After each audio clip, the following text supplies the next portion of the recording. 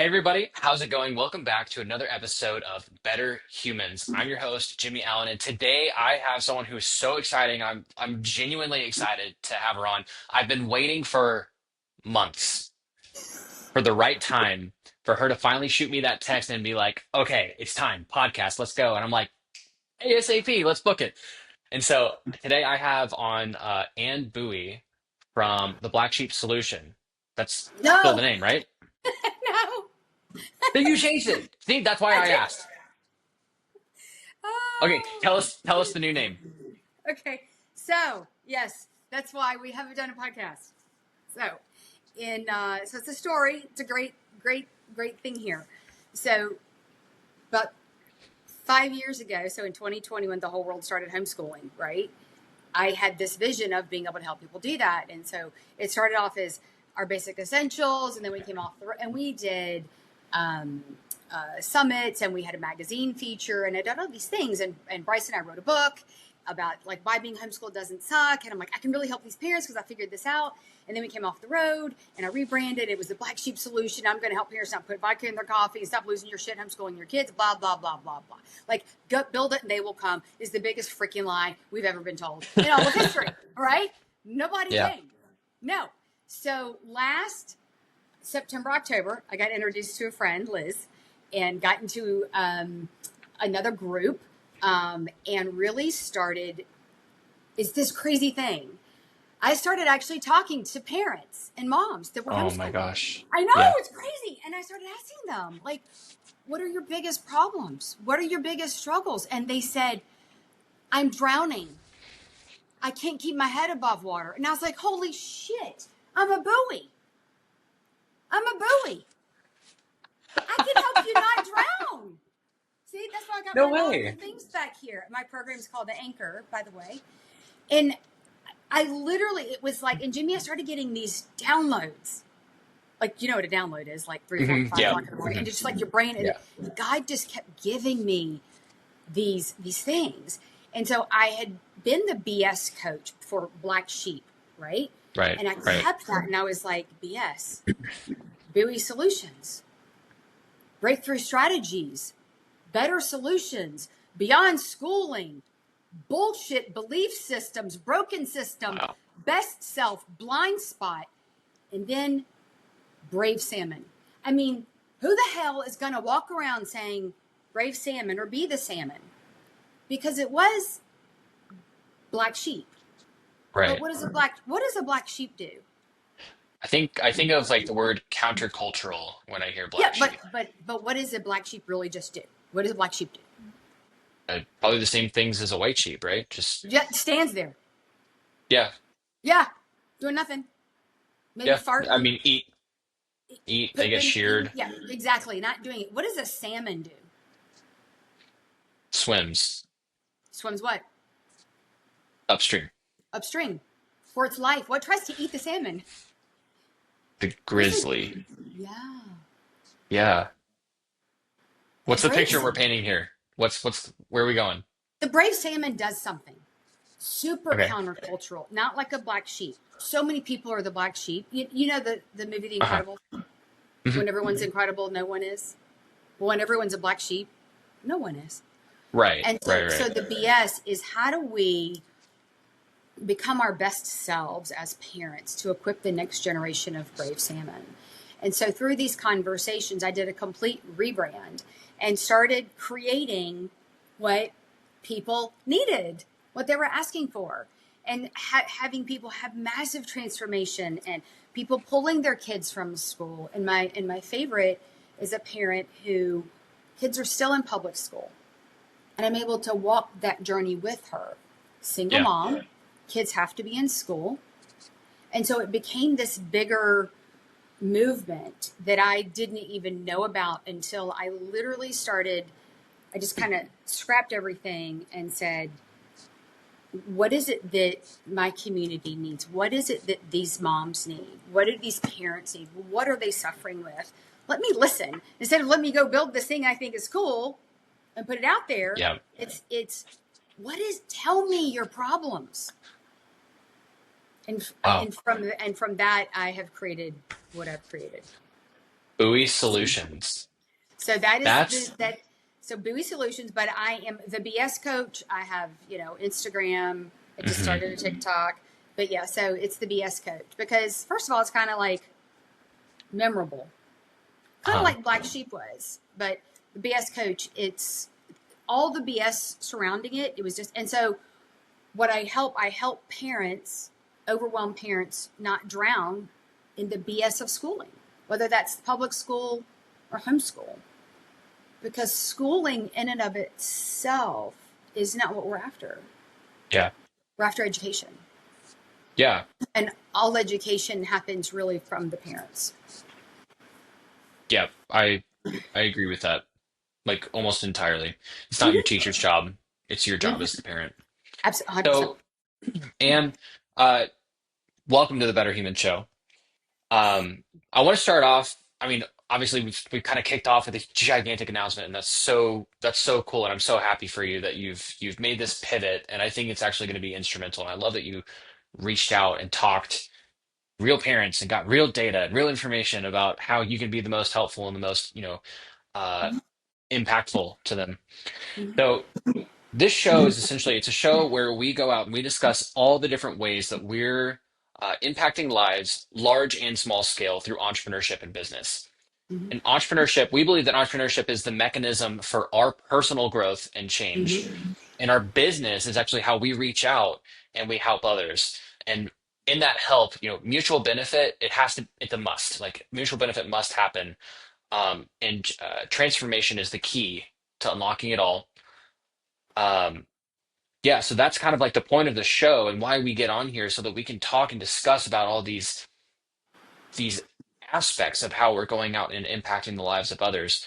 And Mm-hmm. you're one of the people I mean, the reason why I reached out like months ago Mm-hmm. and tried to get you on is because even before this pivot and change, I still think the core mission is true. It's got like a rebrand or a reskin Yeah. or like a Yep. refocus Yeah. The back core onto is the still the same. same. Yeah. Yeah, absolutely. So I think the main question that I have in my head right now about this is the question is like, how'd you get here? But I actually want to bring you all the way back to like your childhood and your upbringing and talk to me about that and how it compares to not just what you do in your own family unit or what you advise that other families do for themselves, but how does it line up and compare to all of that? And what was your real experience there growing up? Hmm. It wasn't good. I actually did a podcast a few weeks ago and it came out, and part of that story is in there. I grew up the daughter of a politician, so everything was about optics. How did it look? My entire value and worth was dependent upon my performance inside a system that could give two shits about me. Can I say bad words every once in a while? Performance in a system that could give two. Yeah, no, that's right. That's right. They could give two shits about me. Yeah. And so much so, and I'm not going to go into the nitty gritty. I'm not a perfect person at all. I'm like, I, I've done a lot of, I've made a lot of poor choices. Actually, I don't know of another human that hasn't. So I'm human. hmm And so at one point, I graduated. I was a good student. Schooling came easy to me. But what does that mean? Does it make me better than anybody? Right. And so it was the normal: go to school, get good grades, go to college. So I went to college for a year. I went to Furman University, and I was like, this sucks. And I didn't know what I wanted to do for the rest of my life. Hell, I didn't know what I wanted to be. Like, I came from this small town in South Georgia, and now I'm up, Climax of all places, Climax, Georgia. It's between hmm Hopeful and Recovery, by the way. And so I'm up in Greenville, South Carolina, and in this small little university, and I'm like, I'm lost. I'm like, well, I have to decide. Like, nothing so much felt misaligned about everything I was doing. And so I moved to Atlanta, and I started working, and I was like, oh, I like this. and I started mastering the art of sales. And it's not even mastering the art of sales. Like I almost hate saying that. It's like I mastered the art of relationships and communication and serving people. Because that's really Right. what sales is. And I decided I'm like, I don't want to go back. And so, and there's a whole bunch more in there, but I had a conversation. I can't remember like at what point, but my dad sent me a letter, and he was pretty much done with me, and for numerous reasons. And he said, "Well, when you show me a transcript with good grades, then we'll talk again." Well, he died in 2020, and we never reconciled. And so I swore I would never do that to my own children. That Yeah. I would never have them feel that their value was dependent upon their performance in any way. Matter of fact, I tell Bryce all the time, I am proud of you. And he's like, well, for what? I'm like, because you exist. And he's like, well, that's like getting what is it? That's like a participation trophy. I'm like, okay, whatever. He's got his things. Yeah. But I never felt valued just for being me. It was always a performance. And so many of us did grow up like that. And so that's really like, I want parents to see their children for who they are outside of their performance, their ability to do something, but in who they are and their character, in the way that they see the world. And so, and I didn't, like, my parents divorced. I didn't really have a mom growing up, so I was raised by my dad. And I'm not faulting him. I think he did the best I have chosen to believe that people do the best they can with the information that they have. It's up to us, people like entrepreneurs, and that have platforms, and that we have a way to get a message out there. It's up to Yeah. us to give better information to people, because we can I sit always around say and, that what don't attribute to malice what you can attribute to ignorance. yeah, yeah. And so I'm not going to sit back and bitch about something that I can make a difference in. Like, that's what keeps me awake at night. And there are kids that are needlessly suffering at the hands of their parents, and the parents don't know that they don't know what they're doing. And oftentimes by the time they realize it, it's never too late. I mean, it was for me, right? My dad passed away. Yeah. But yeah, so there's just this, and I had this realization that so many of us, there's this, Myron Golden says it, the misinformation indoctrination camps, and we've all suffered that to some degree. And so the main thing that I do is help equip the parent to get over that, so they don't damage their own children in the process. Because hurt people. And we do Yeah. what we think is best. And so that's kind of the short of it, but that's the big thing is that, Okay. You grew up in in we'll say like a situation where you needed to perform or essentially put on the best show possible. Now, I you said inside of like a system that couldn't give two, you know, craps about you. yeah. By the way, curse away. I'm just trying to choose not to curse. That's just me. You can curse. Go nuts. Um, uh, It's like I'm working out now. um, so what about the environment that you were in needed to be so performative? Out like was it exclusively school? Like was it sports? Like you needed to be top in sports or like what else was going on that you needed to be like top tier? So the family that I came from was very well known in South Georgia. So again, my dad was a politician. The family itself had lots of land, so that was part of it. Like, we're talking old, long time ago, South Georgia. Hmm. So there was just an expectation that we would behave a certain way, that we would be a certain way.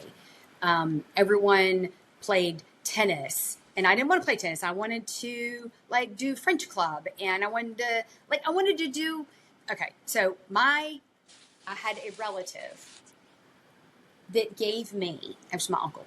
He gave me. This is where black sheep comes from. When I was little, he gave me a sweatshirt, and it was red, and it had all white sheep and one black one on it. It's my favorite sweatshirt. I realized about 4 years ago that that's what that was, that I was being labeled by my family because I was the only one that didn't play tennis. I was the only one that didn't go to a normal, they all went to Georgia, Auburn, and Alabama. Sure. Yeah. And I went to Furman, right? Like, so Bainbridge, which is where Kirby Smart is from, right? Georgia Bulldogs. Like, Hmm. that's where I went to high school. I went to high school in Bainbridge, No Georgia. way. I went I've to high got school with, friends in Bainbridge. Do you yeah, know the restaurant right there on the corner, the American? yes, I've eaten there a few times. yeah. So that is where I grew up. So they produce some Yeah. tremendous athletes, great people.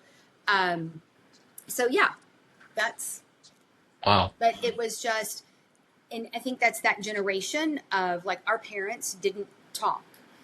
What was happened in the home didn't leave the home. So, and my Yeah. mom was an alcoholic, and my parents were divorced. Long time ago. He got remarried, and that's all I'm gonna say about that. Okay. Yeah. No, I think it's painting a But pretty clear picture here that like uh if you look at it thematically, like my childhood wasn't very different. Like my parents aren't alcoholics, and I'm not trying to say anything like that about them.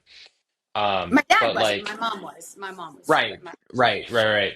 Um, but like, man, I was queued up to play high school baseball and get scouted for college and go to a baseball college. I played for 10 years. I played all around the Southeast in a bunch of tournaments. I played travel baseball, and usually when you play at that caliber, you have to be top tier. mm-hmm, And it this is just one example, right? So like my academics were needed to be at the highest standard. My performance and whatever I was doing. So that means that like in band, because mm-hmm, I did wind ensemble and marching band and things like that. I was always first chair percussionist, drum captain for the drum line. Um, just all that like, and it's ingrained in me, and it's like this. I had a faith-based counselor, and she said, "Oh, you have performance orientation." And I was like, "I don't know what that means." She's like, "It's like you have to be the best." And I was like, "Yeah, don't you want to be the best? Why wouldn't you want to be the best? Like duh, that means you're up there, right? Like that's it." Um, and I still don't know where to really. I've done a lot of like work with it. Like it's okay to fail at it's okay for me to fail at things now.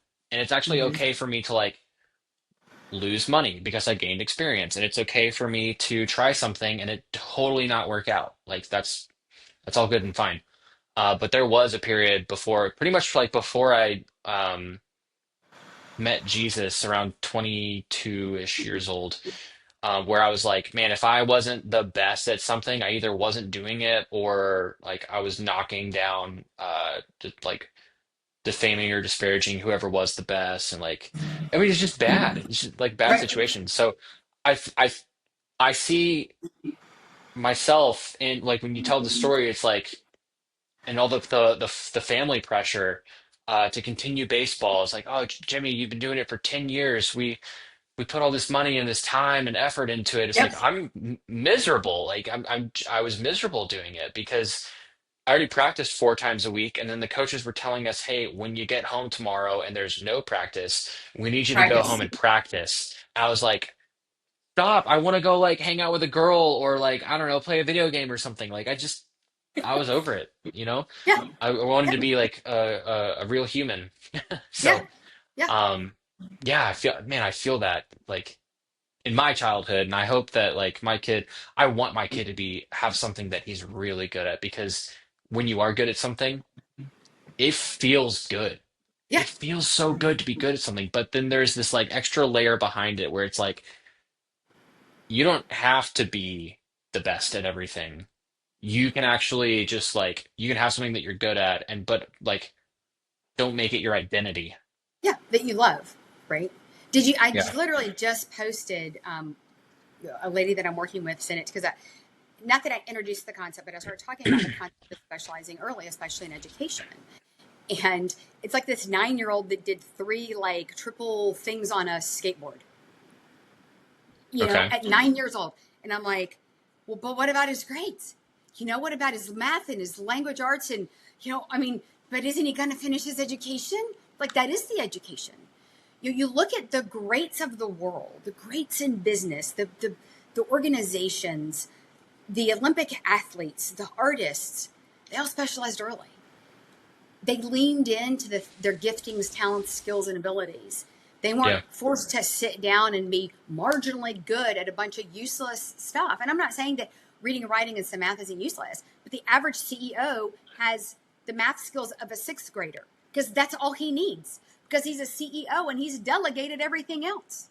Yeah. He's really good at specializing and Well, being able even to. with these college athletes, like they don't like not do their school. They just don't take 8 hours to do their school. Right. They take Yeah. 2 hours to do their Yep. school Yeah. Yeah. because you But can. yeah. But even then, like, the concept of school is like this, it's a conveyor belt. There's Hmm. no developmental science whatsoever that backs when we start or when we stop at all. And grade levels are arbitrary constructs. And this is all science. I mean, I've got stacks of books back here. So this concept of schooling is linear. You start, you hop on the conveyor belt, and you're going to go till someone says you're done. You've had enough. Enough of what? For who? Like, what is? And so what we're after is education. And I'm like a delay now again. That's okay. It's all good. Uh, but yeah, so it's schooling is education is expansive and organic and individualized, and all education is self-education, because you can sit in a classroom and be taught all day long and not actually learn anything. Millions of people have come through the public school system and verified that. Yeah. Yeah. Well, I mean, Yeah. what when you sit down and talk about these concepts with your kids and in your own family. So you've had your upbringing, you recognize that like we need something different. You sit down and you talk with your kids. Have they had a school experience, or are they just they didn't know that there wasn't green grass on the other side of the fence. They're just in the green pasture. Bryce went to public school through 3rd grade. He Okay. was the one that came home asking to be homeschooled. He tested into Mensa, whatever that means, right? So he was like, they finally in school like had him tested, and then I did a Mensa thing, because they were blown. He has like, and he's probably like Mike, like everything was high.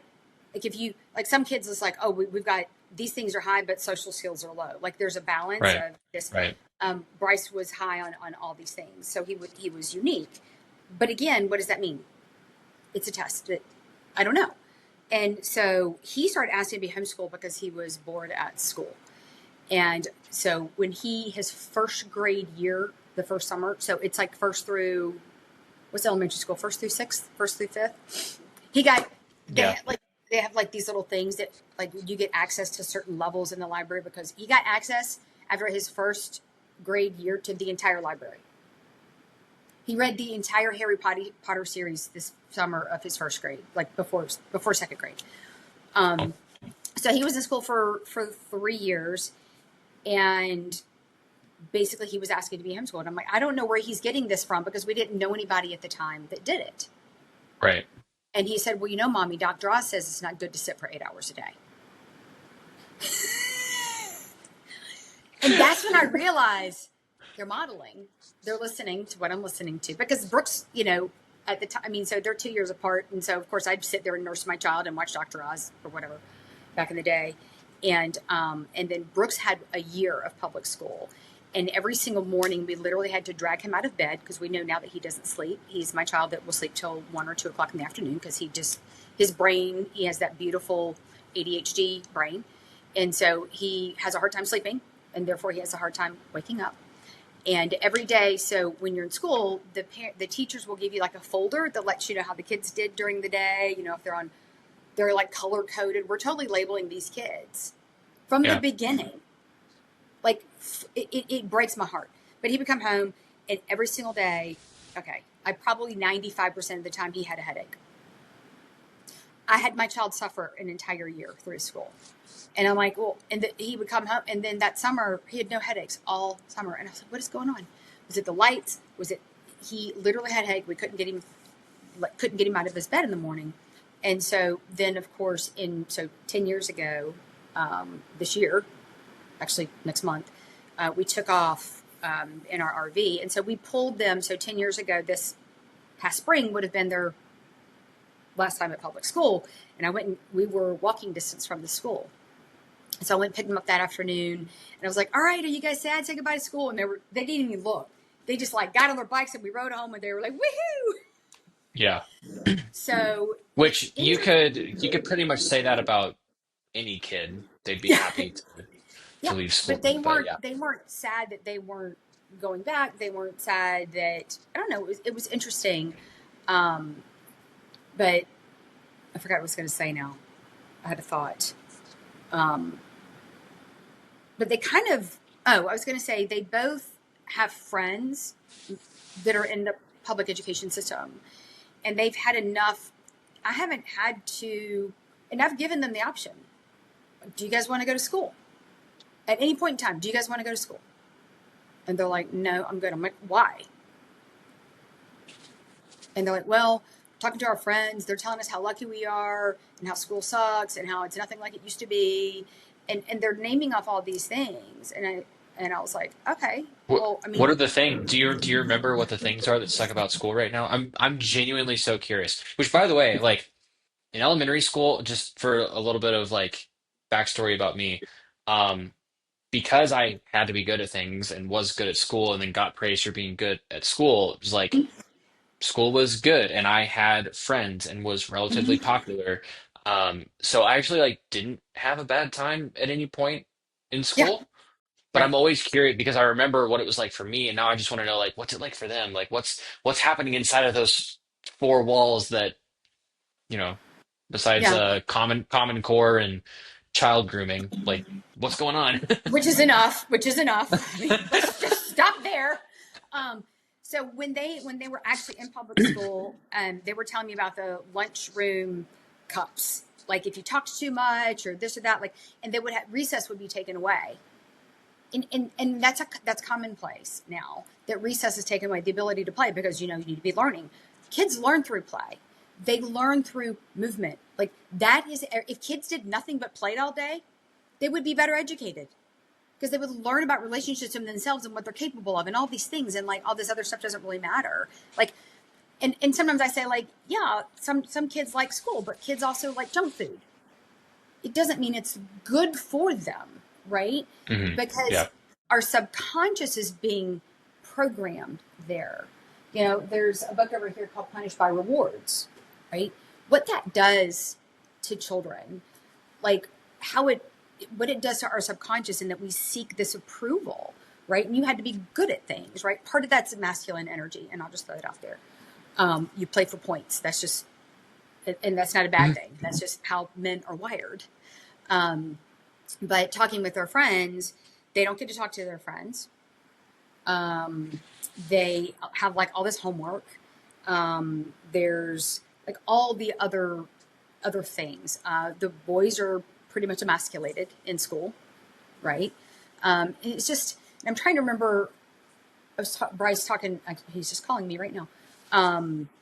But they've had enough conversations with their friends that they're like, no, we're good. I was like, all right, cool. Well, so what are you gonna do with your time?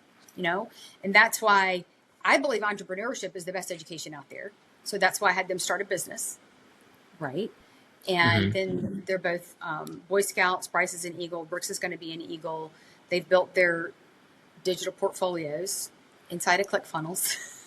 Nice. So, yeah. Huge. So um, they haven't told me everything, but I think they have an insider's view to what's going on now.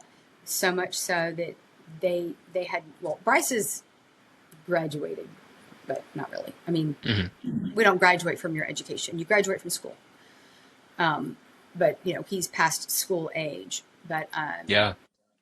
But they You can both, tell them I'm still investing in my education. This just got in today. So yeah, I've got to put it up on my, well, after I read it, I've got to go put it up on my shelf. But yeah, yeah. I like watched you, that you last week. don't stop. If you stop, you die. Right. That and You that want to and I die? said Don't stop. that. People ask me, or they're like, "Are they going to finish their education?" I'm like, "Well, at first someone to say yeah, and then I said, no, they're not ever going to finish their education because education never stops. It's a lifelong pursuit and endeavor to better ourselves, and that's what I want to equip my kids with. But like, you're done with school, okay, let's stop. No, and that's what's happening. In Jimmy, there are studies. So I came into a community in 2021, 2022, because I had all these thoughts about like Mhm. I was like literally on my knees. I'm like, God, you got to lead me through this, because we'd come off the road after being on the road for 6 years, and what I was doing was just not working. And I was like, they need to go to school. I'm trying to homeschool, but I'm trying to do all the things, and came into this community, and just the words that they were saying, and it was just like this freedom, and I was like, there's a whole other way of doing things, right? And so I started having these conversations with the boys, and I said, and this is kind of when we stopped doing schooling, and people think because I stopped schooling that I stopped educating. Two completely different things. I was never more involved in their education than when I stopped schooling. Because schooling is easy to do. Just throw a curriculum at them, put them in some online thing, let them sit there and Yeah. learn a bunch of stuff that they're never going to use again. But now it's an intentional, relevant path, right? But I remember sitting down with Bryce, and I was like, "So, what, Bud? What do you think about like not ever having to take a test or a quiz again?" And he was like, "What's the alternative?" Because it was so foreign, right? And that's when I started looking at. That's when we created Really Cool Creations as a business, and I'm like, okay, well, we got to do scouts.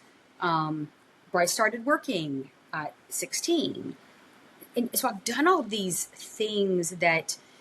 So inside of that community, I had gone to an online event, and there was a person there. And what she had done, she had been interviewing CEOs, and the CEOs were saying at the time, and this is kind of and I think right now, like they're not hiring Gen Z, Gen X. What's the I think generation? it's I think it's Gen Gen Z. X, Gen Yeah. Z. So what's happening is they're like, the biggest mistake that we did was we hired the top talent out of all these schools. And like, they're entitled, no motivation, no self direction. All they can do is sit around and wait to be told what to do. But yet the top talent, and they're losing money. And so there was a CEO too, and he said, I asked this person to do something, and without question, they just did it. He's like, I don't need people like that.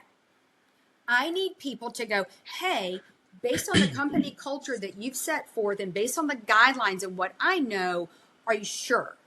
Just checking, making sure this is really what you want to do. And he said, because I'm a CEO, I'm spitballing ideas all the time. That's why I put the best people around me. That's why I can only Right. do sixth grade math. Right? Yeah. Yeah. And so it's this, we think that these kids, like, I saw a video. It's we make a deal that they're going to go to school and get good grades and get a piece of paper so they can go secure a loan, go into debt to go get another piece of paper, and then be entitled to get out into the world, and then go, well, why is nobody hiring me? Because your piece of paper doesn't equate to a skill set. there are times that you have to go to college because your job absolutely requires it: doctor, lawyer, engineer, therapist, whatever. But for the most part, it's not worth it anymore. I just ran into this situation with young, I mean, he's got to be, the kid looked 20 or 21. And that's so weird to say. I'm 30 years old. Oh, that's so weird to say. Um, but yeah, I ran into this exact situation where we needed this kid to, do stuff like, hey, share your screen, show us on the computer, like walk through these steps. And it was, man, it was like pulling teeth. Just, uh, oh, I'm not sure. I don't know. It was like, know something. Like you do this Anything. job. Know something. Like it's crazy. Oh Yeah. my gosh. Yeah. And, Yeah. and and so what they did was they, Mike and I have gone around and asked, and I've asked in some of the business clubs too, and I'd like to do a larger study of business owners. But if you can take someone, two people, and you have your choice, and you can choose this person over here, that's got 4 years of college, or you've got this person over here that's got 4 years of work experience in the workplace. Who do you choose? I would actually I would skew it even further. Right now, I would take 1 year of experience in the job that I'm attempting to hire them Right. for. I'll make that a caveat, right? Um, but if they even had 1 year of experience, I would take that over a graduate. Yeah. Yeah. And it's people are still so bent out of shape over they've got to do these things and they're stuck. The biggest thing I see with parents and this overwhelm, the drowning in overwhelm and fear and doubt is the standards and the requirements. And I'm not out here trying to tell people to break the rules, but I might be just asking people to think for themselves. Mhm. Why is it that you're doing what you're doing? Why are the requirements the way that they are, and who does that benefit? Yeah, I think Because that that's one of the things that I always enjoy. Every time I have a conversation with you, you always like you find somewhere to be like, yeah, but why? And then it literally makes me freeze and I go, "Oh my gosh, she's right. Why?" And then I answer it in my head and I go, "She's right. It's not for my benefit. It's for their benefit. It's for it's all like it's everything else. It's that has nothing to do with my growth or my yeah, impact or like anything." zero, Like I was like, "Oh zero. my gosh, she's thinking differently. That's so good." Yeah. Yeah, and that's one of the things in everybody that I work with. They're like, you see things so differently. And I'm in a ton of groups all the time, and I get people that come into my world just because I walk in and I make a comment and I leave. And I'm not answering the question that the parent is asking. I'm asking a different question that no one is asking. Like, that's why it's like this is the red pill, right? We're all Yeah. in the matrix. And I don't think there's a way to escape it until we're on the other side, right? But being aware that you're in it and the rules of engagement and how do you choose to respond, right? It's like, okay, there's an awareness and what do I do with that information? But it's the overwhelm. I mean, I've talked to moms that think I'm certainly going to go to jail because I'm not doing the right things, and I'm like, no, you're not. I haven't done anything right in 10 years and I've managed to stay out of jail because I mean, there are parents, if there are certain situations, if there's domestic stuff, divorce, because people will report people and Yeah. then they'll come and make sure. But the parents I work with want only the best for their kids, Yeah. you know? And the parents that are questioning and worrying if they're failing their kids, by default, are not failing their kids because they're asking the question, you know? True imposters don't have imposter syndrome, Yeah. right? I feel like So, there's like you can ask the question, but you also need to back it up with action or change, yep, right? Like assuming that like, okay, my kid's in school, is this the best for them? If you can arrive at the answer of no, you should probably do something about it, right. right? Yes. Otherwise it's like it's just all in here. Well, so I've got people like that I work with, that the kids are still in public school, and they're like, that's not where I want them. But what I do is create alignment, right? That alignment is the only assignment. So what are your highest values? What is the vision you have for your family? What is your desired outcome? And as we know, things change through life. Like, you're a father now of two. Life changed. Things shift when that happens, right? Oh yeah. So I've got a mom, and she's a single mom. Kids have to be in school. She had pulled one last year. She's like, I really just need a plan, and she needs more structure. And talking it through, she's like, I think I'm going to put him back in school next year. And I said, okay, I think that's great. And she's like, you're not mad? I'm like, no. I said, we can figure this out. This will be awesome. And she's like, really? I'm like, yeah, I love a challenge. And so I walked her through what it would look like to gamify school for her kids. Okay. That your kids' value is not determined by their performance in school, that we're not going to pay attention to the grades, right? But then sit both your kids down and be like, okay, you hate math, right? And you pretty much suck at it. Let's gamify it. How well do you think you could possibly do? Okay, they're boys, right? They want to be the best. They play for points. So it's not like, oh, I have to. Oh, I want to. I'm going to see how well I can do based on a goal I've set for myself. She also went to the principal and told the principal she wasn't going to be doing homework. Because homework is by design to break the parent-child bond. When you understand that, and you understand the history of education and what it was designed for, the school system has your child already for 7 or 8 hours a day. Now they're going to send the child home with homework. And that minimizes the influence that you have over the child, because now you're busy trying to just make sure that they get the stuff done for school so nobody gets in trouble. So so devil's advocate here, Mm-hmm. like on the surface, my understanding of homework would be like you learned your lessons in school, Mm-hmm. and then you took the content from the lessons and continued to drill it in order to better, I don't know, like fortify the information in your brain. You're Mm-hmm. saying that there's this ulterior motive behind homework, and there's like we'll say like probably this like point in history where homework started to become introduced, and its job was to sever the parent and child bond. Is that Mm-hmm. essentially what you're saying? Yep. Less contact time that the parent has with the child. And so there's a book over here. Okay. Yeah, here, I'll show you.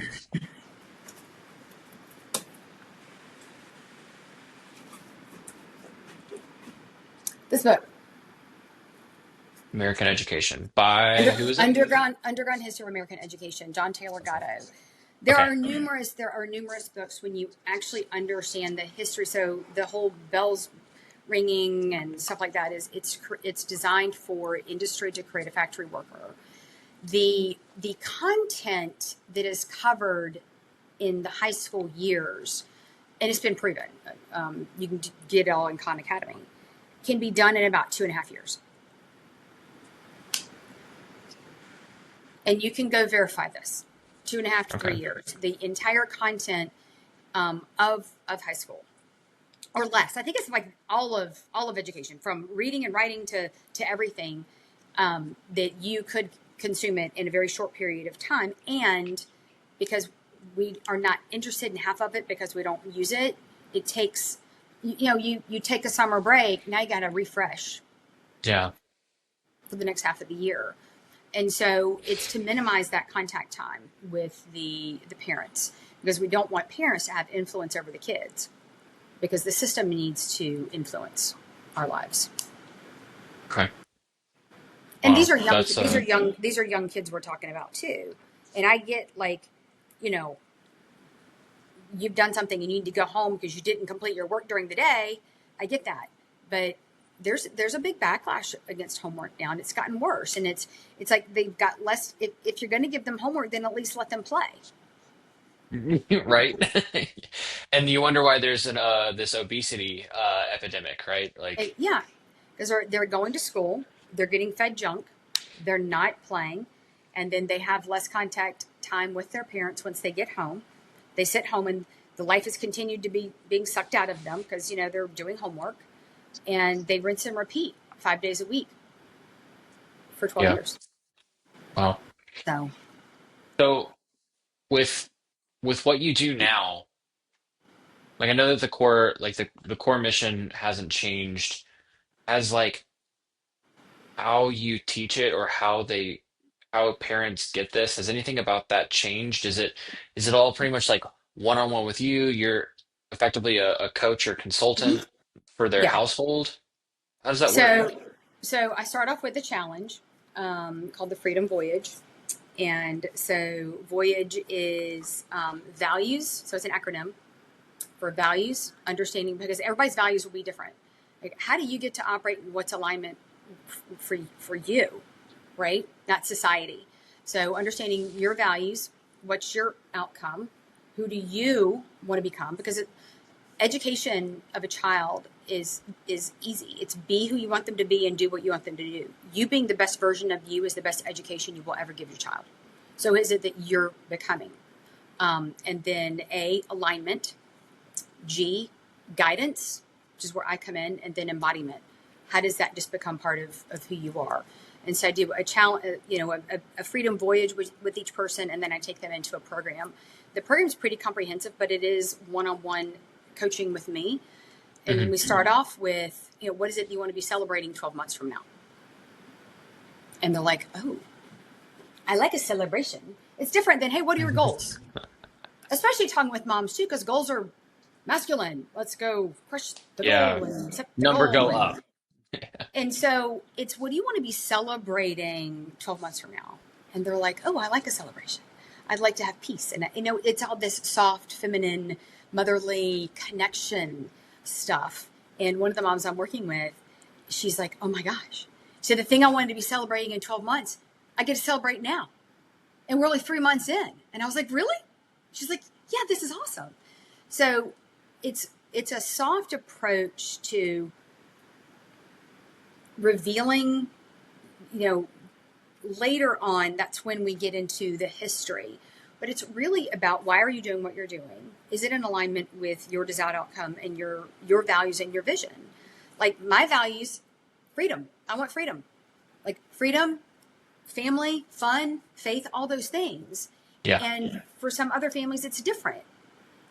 And I asked them, like, what would it be to operate on a daily basis in alignment with your values and not worry about pleasing anybody? And they're like, that would be total freedom. I'm like, okay, well, let's do that. They're like, okay, we can do Who that. do we need to ask first so Right? that we can Nobody. get that? Right? Nobody. Yeah. When Wow. they realize, and that's the thing too, when you realize that there's a choice, it's just like the mom that has her kids still in public school. When she realized that it was a choice that she could make and that she didn't have to do it, that's where the freedom lies. She knows that at So any cool. point in time, she could pull them. But she's like, I need them there now. This is part of the plan for right now. I can change it at any time, right? But even Hmm. parents, I'm working with another mom, and her kids are in like a co-op private school kind of thing.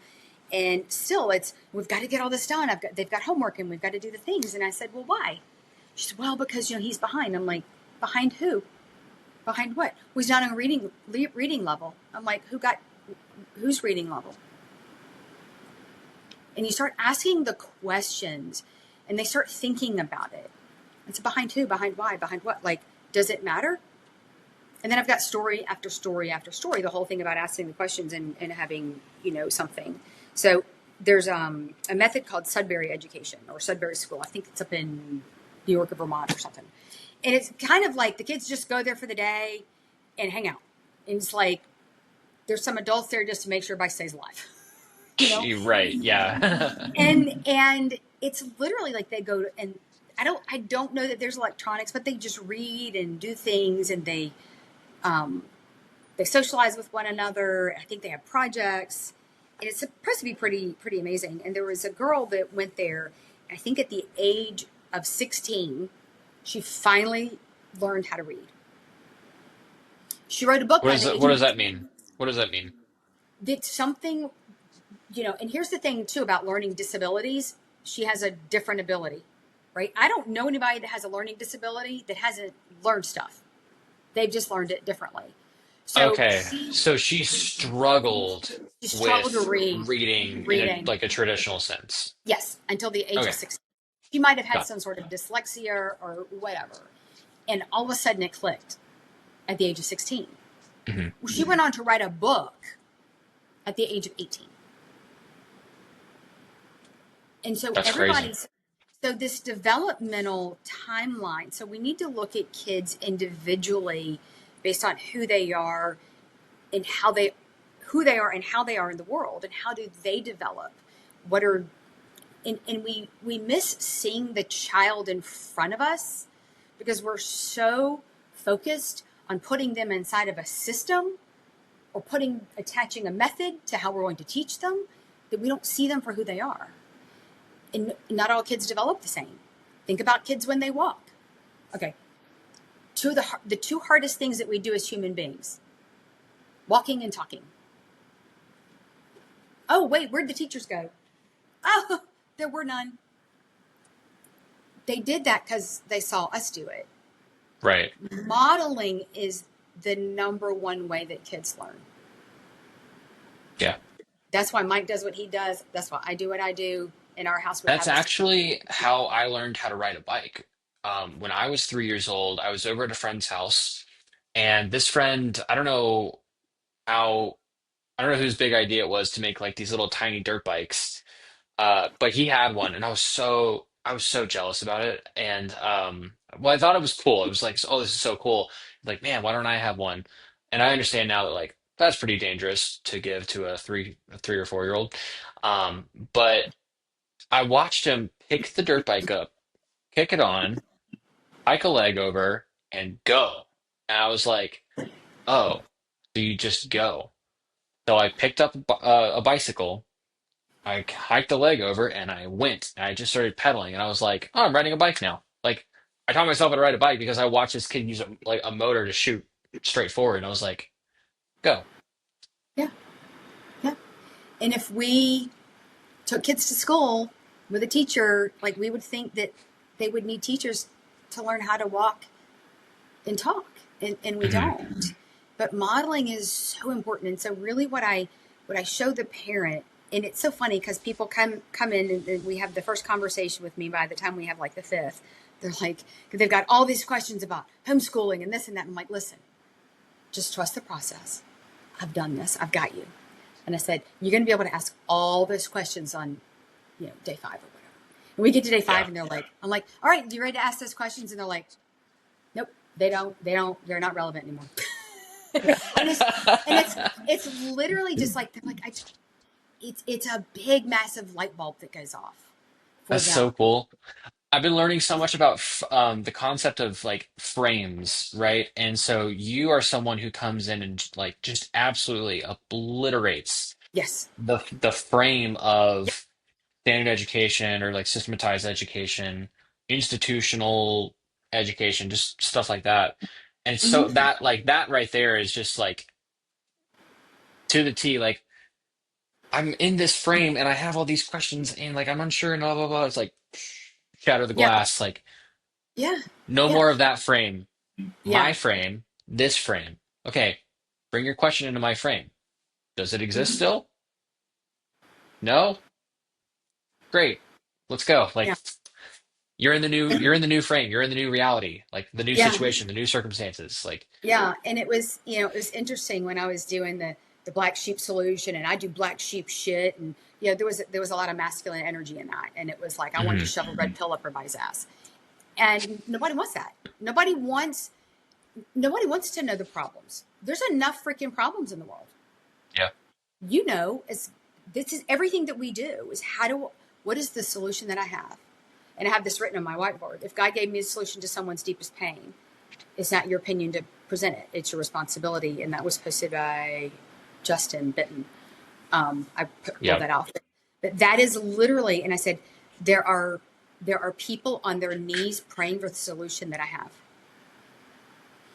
And it was no longer like me attacking the school system and you shouldn't have your kids there. It's how do I support a parent that's in pain, that's drowning, that feels like they're a failure, that feels like they're not good enough, that feels that they're not qualified. How do I walk alongside them and show them that they're enough? And that's the difference. That's the softer side of things. Of these parents feel seen and heard and validated, and not like felt. And they don't feel bad because here's the thing: if you want to do a homeschool curriculum and that's what works for you, that's great. Is that in alignment with what you want? That is everything. Like, it's not about what I think you should do. It's me showing what's possible and what's available and helping craft a journey that is 100% in alignment with your values. Because I believe as humans, and I think you believe the same thing, like we wake up in the morning, and this is why sometimes all of a sudden we wake up and we go, oh, I need to like do something immediately. I need to change. I need to pivot. There's who we know we can be. There's this vision that God has given us of who we are, right? And then there's how we show up, because it's easy sometimes. And we operate out of that. Yeah. And that's the misalignment. And that's that upset in our spirit in the morning when we wake up. I'm like, I know there's more. I know I'm called to more. I know I'm supposed to do more. I know I'm supposed to serve more. And so for parents, I help bridge that gap, and we start creating that alignment. And when that alignment happens, it is freaking magical. Like, it becomes there's an ease and a calm, because choices and decisions become easier. Is that in alignment? Well, no. Okay, the system's telling you to do all these things over here, but you want a kid over here that's like this and is doing this over here, getting you here. And they're like, no, but there's no but. And then it's just that easy. It's like, yeah. They're like, wow, really? And I'm not going to go to jail. No. Then, then there's all the things like, well, what about a transcript and a diploma? And I do all of that stuff. And there is the educational component of what I do called Learning Lighthouse, which is the AI component, educational component, that is completely customized for each student. So when parents are like, okay, I don't want to do this, but I need something, I've got that. So I've just got all the answers. No, not really. I've got the solutions to serve the people where they are. But yeah, so Learning Lighthouse, what I started doing with the parents last year when I started asking all the questions. So there was one in particular, and her daughter likes baking, but she sucks at math. I'm like, oh, that's easy. So let me go in and create, I think she was like a fifth grader or something. Uh-huh. And it was, introduce fifth grade level math concepts, but let's bake bread and cookies and all these things. And it was this whole curriculum, for lack of a better word. And her daughter was like, oh my God, this is amazing. But it's like math for the sake of doing math, I mean, in my opinion, sucks. We don't do math as adults. We do taxes and budgets and spreadsheets. Like, every number in our adult lives has a value attached to it. But when you're a kid in school, you sit down and you do a bunch of numbers on a worksheet that they don't mean anything. But like, even with my kids, it was having the business and understanding wholesale and consignment and like all that stuff, and like applied math over the exercise of math. Yes. It's really how numbers relate to your life, right? And what do you need math for? I won't say it wasn't an argument, but it was a conversation with this lady, and one of the ladies in this group asked, why does my child need to learn long division? She doesn't. She'll figure it out when she needs it. This one's like, it's an everyday basic skill. I'm like, well, that's interesting, because I haven't used it ever, like ever. And so when you start thinking about it that way, so there's this concept that I introduced my parents to, and Brooks does such a great job of explaining this because he uses it all the time. Hmm. It's the concept of just in time versus just in case learning. School, for the most part, is just in case. Let's go learn a bunch, not even learn, let's get exposed to a bunch of stuff and maybe you might remember it just in case you might use it one day. Right? We're going to spend a lot of time doing this. Just in time is where, like for Brooks, because I didn't do math with him for almost 3 years, and he said, well, Mommy, I think I want to do math again. I was like, oh my God, why would you do such a terrible thing? Don't you have a calculator? And he was like, well, I'm thinking about I might want to do like some robotics or engineering one day. And I think I might want to do some math. I was like, okay, bud. Well, what kind of math are you going to do? He said, oh, I think I might do some Khan Academy. That's on him. You know how fast he's going to learn that? Exponentially Like fast. This is so fast. He wants to. That's the craziest Yes, part. that's the difference. The other thing that people don't realize, and this is the sad part, and this comes from a book I don't have right here, but it's the minute that you start to teach a child, the moment that there is forced instruction, it begins to slow down the natural neural learning pathways in the brain, which is kind of scary. Yeah. This is why kids lose the people. I just don't want them to lose the love of learning. Well, stop teaching them.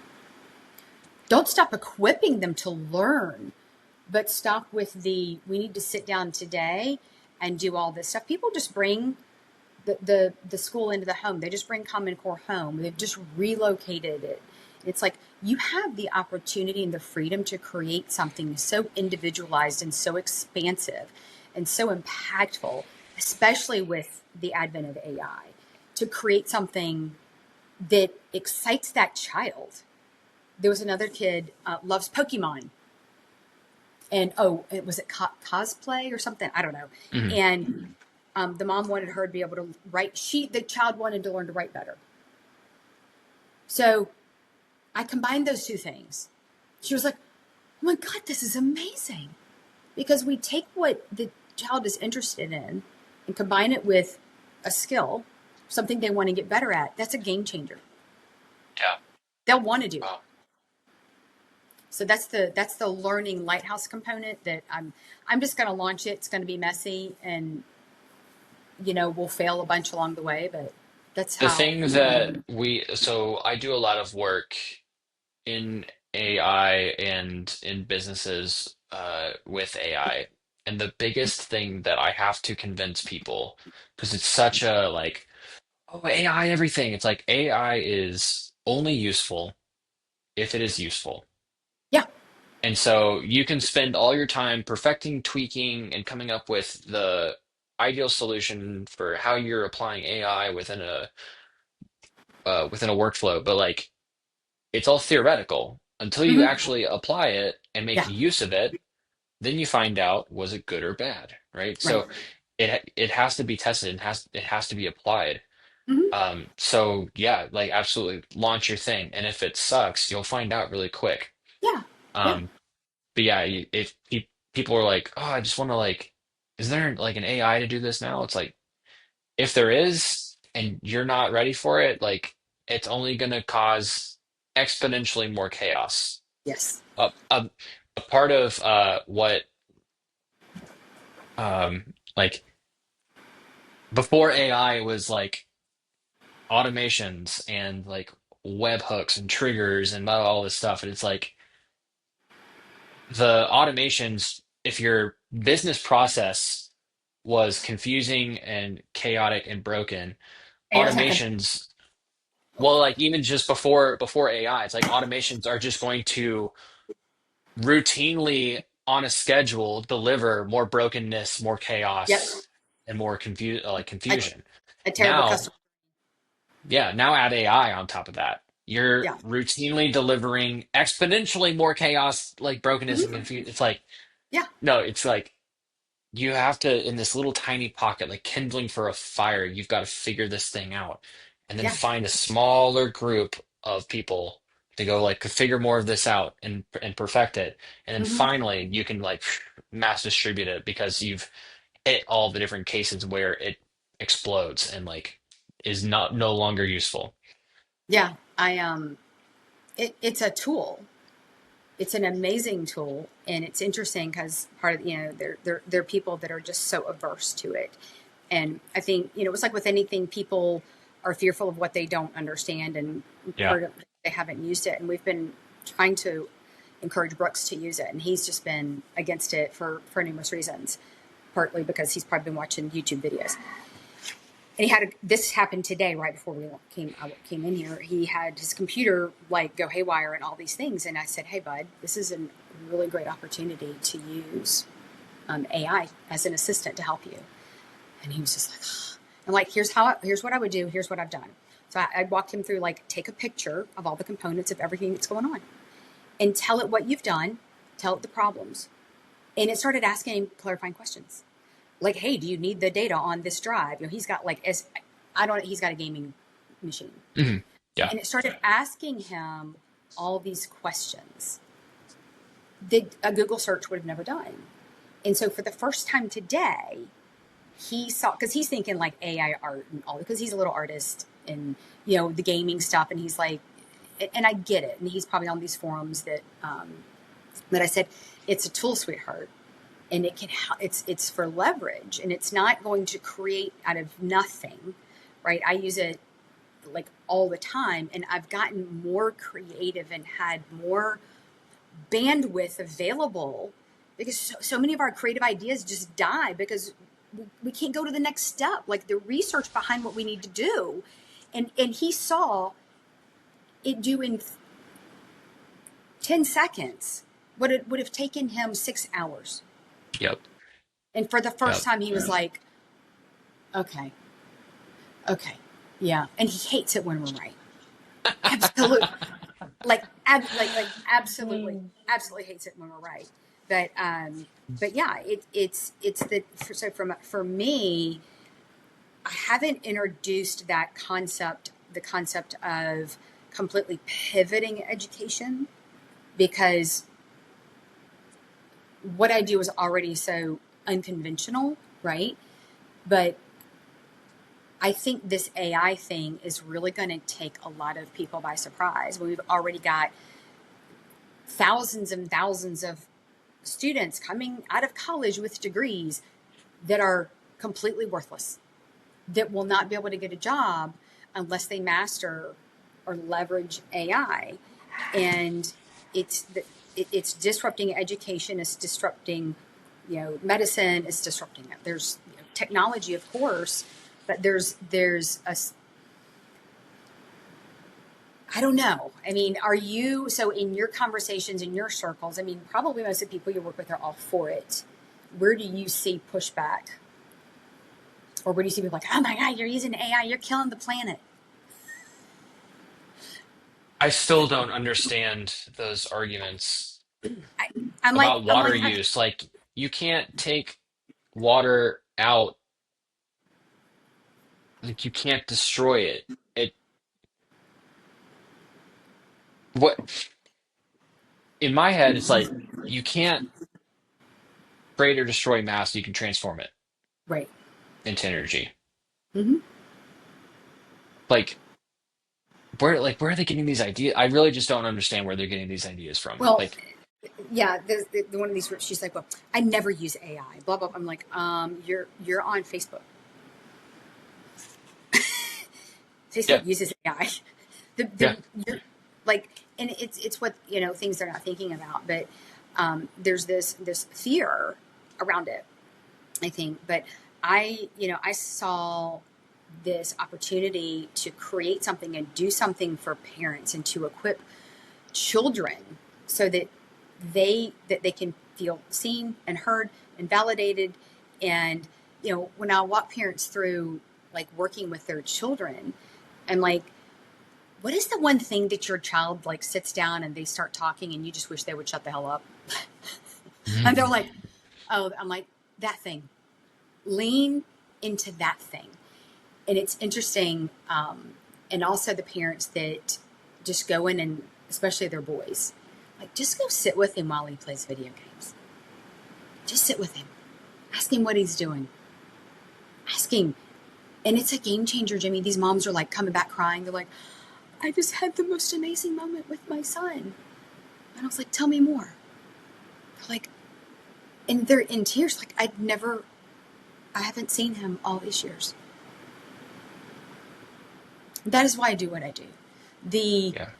the operating alignment, the vision, the values, and the connection that we maintain with our children is so life-giving, and it is everything. And we're just passing them off to the government or to a curriculum, and all they want is us. They want to be seen, they want to be held, sometimes they want to be helped, they want to be heard. And it's just see them for who they are, ask them what they're interested in, and what they can learn through that is their education. And 2 weeks ago, sitting at the dinner table, the boys got in a conversation about, I don't know, one of the wars that I don't remember. Evidently, there were two. Just kidding. Wait.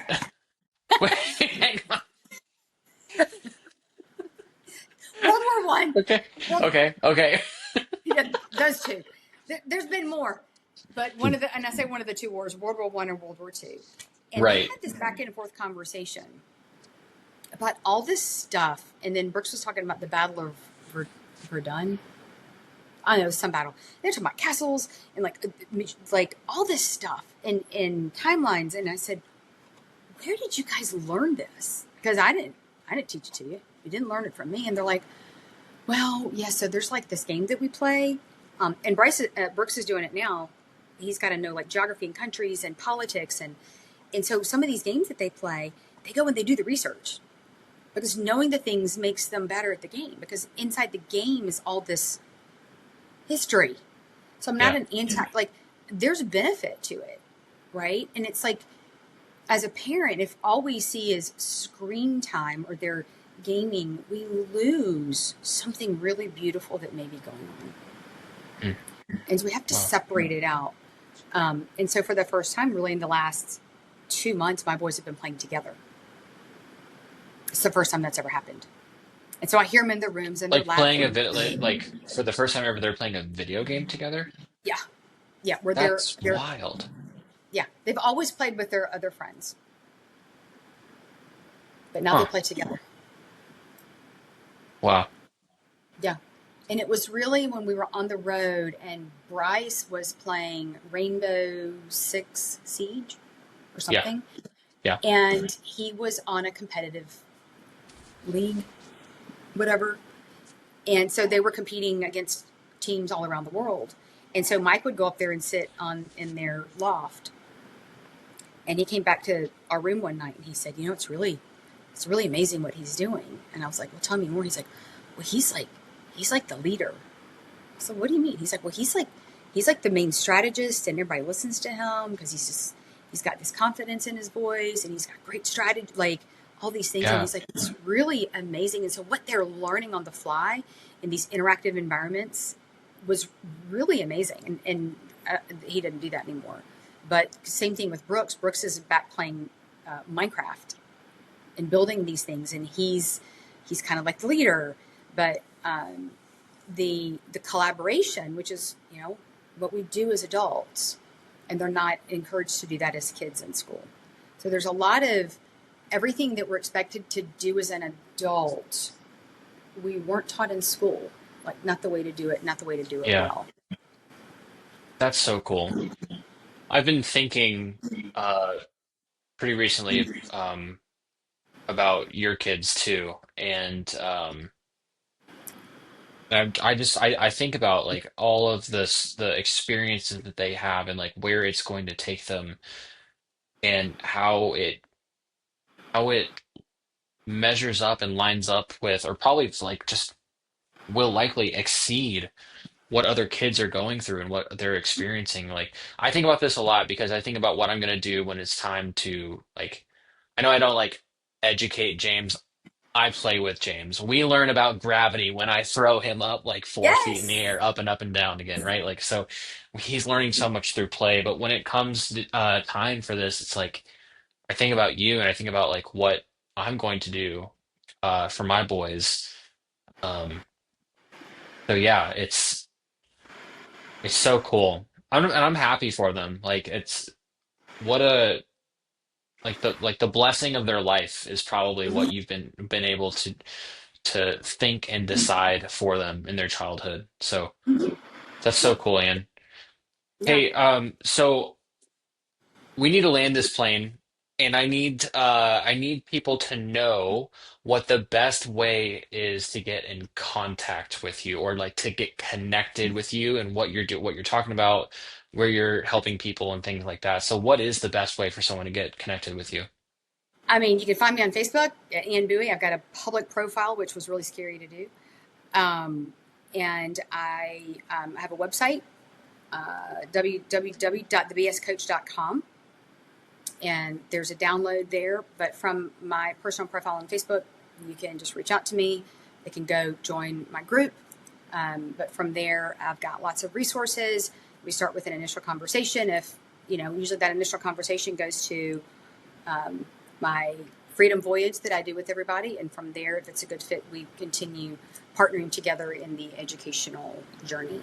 And so inside of there is Mhm. like, it's constantly growing and expanding. And what I tell people that come into that world is it's not a linear program, right? It's prescriptive in nature. So where are you in your journey as a parent? How old are your children? What are you struggling with right now? And I can do a self-assessment, right? And go, oh, here's what I think you need to do right now. This is going to be the most beneficial, because nothing's worse than like getting a program going, I don't need this right now, right? Or this doesn't land with me.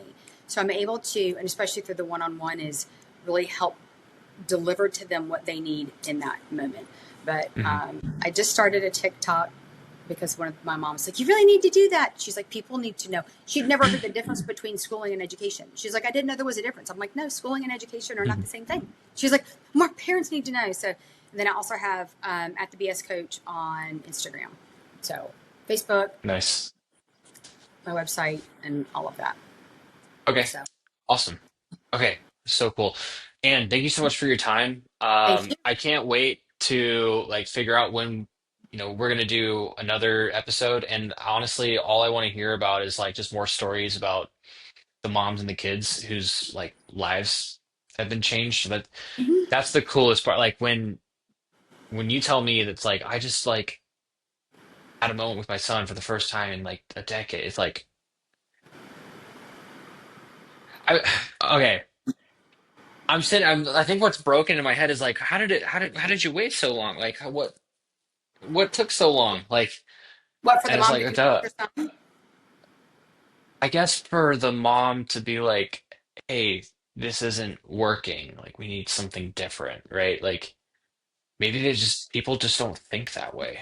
They I don't don't. Most of the moms that come to me, most parents in general, are operating out of fear of know. doing the right thing. Most people don't want to stand out, Jimmy. Most people don't have the courage to go to swim upstream. And when I show them that freedom and that it's actually fairly easy because it's really about operating in alignment with their values, that's a game changer. It's not just doing things differently. It's doing what's in alignment with you, what's on your Mhm. heart. And words feel differently in their bodies. Like they speak things, they say homework, like, oh, you know? And it's like, how Mhm. does it feel in your body when you say things?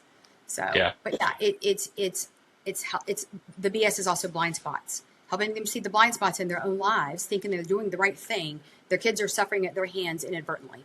So it's waking them up to that. So that's a big part of it. Mm. Okay. All right. Again, thank you so much for coming on. Thank you for finally agreeing to come on my podcast. I don't think you were ever against coming on the podcast. I think you just needed the right timing, and I'm so glad that that time's finally arrived. And so, this was a blast. And I guess if Yes. anyone has any questions, like anywhere I post this, there's usually comments and like uh, ask away. I'll try to get anything forwarded to Ann. I'll try to get you guys introduced to Ann as best as I can, and obviously go find her on Facebook and all the different connection points she just listed. So, thanks so much, everybody. Thank you so much, Ann. And this has been another episode of the Better Humans podcast. Have an amazing day.